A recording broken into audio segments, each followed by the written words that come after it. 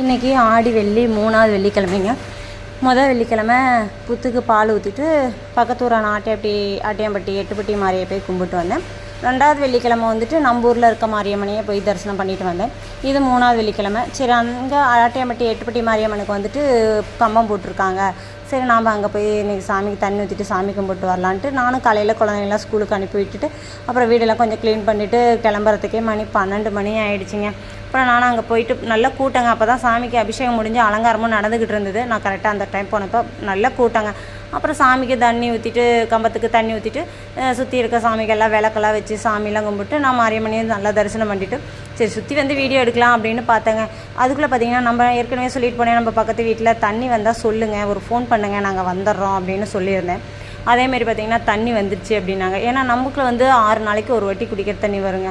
ஆனால் 6 நாளைக்கு 5 நாளைக்கு ஒரு வாட்டி வந்துடும். அது இன்றைக்கின்னு பார்த்து தண்ணி வந்துருச்சுங்க. இந்த டைமிங் தான் அப்படின்லாம் சொல்ல முடியாது, எந்த டைம் வேணாலும் எடுத்து விட்டுருவாங்க. அதனால் வந்து தண்ணி வேறு பிடிக்க வரணுங்களா, அதனால் வீடியோ எடுக்க முடியல சாமியும்.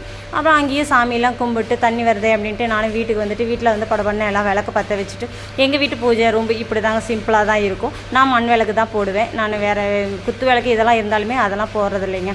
சாமி கும்பிட்டு இப்படியே என்னுடைய 3வது வாரம் சிறப்பாக முடிஞ்சிருதுங்க.